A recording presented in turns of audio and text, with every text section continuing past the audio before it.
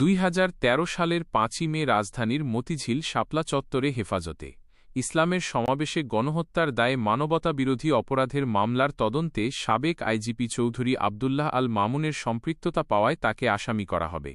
বুধবার ১৫ই এপ্রিল নিজ কার্যালয়ে আন্তর্জাতিক অপরাধ ট্রাইব্যুনালের চিফ প্রসিকিউটর মো. আমিনুল ইসলাম এ তথ্য নিশ্চিত করেছেন।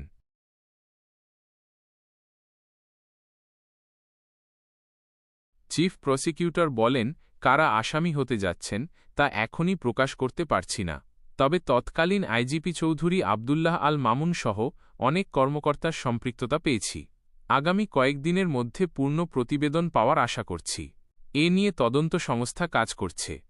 এর আগে জুলাই-আগস্ট মানবতাবিরোধী অপরাধের মামলায় সাবেক আইজিপি ও রাজসাক্ষী চৌধুরী আবদুল্লাহ আল মামুনকে ৫ বছরের কারাদণ্ড দেন আন্তর্জাতিক অপরাধ ট্রাইব্যুনাল। বর্তমানে সুপ্রিম কোর্টের আপিল বিভাগে আপিল করেছেন চৌধুরী আবদুল্লাহ আল মামুন।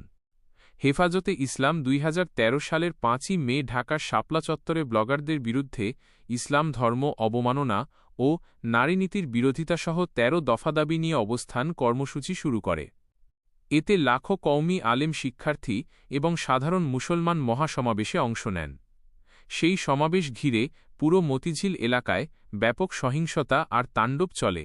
পরে সেই রাতে যৌথ অভিযান চালিয়ে তাদের মতিঝিল থেকে সরানো হয়। শাপলা চত্বরের অভিযানে ৬১ জন নিহত হন বলে সে সময় এক প্রতিবেদনে দাবি করে মানবাধিকার সংগঠন অধিকার। তবে হেফাজতে ইসলাম বাংলাদেশ নিহতের সংখ্যা ৯৩ জন বলে দাবি করে। সংগঠনটি নিহতদের নাম ও পরিচয় প্রকাশ করে।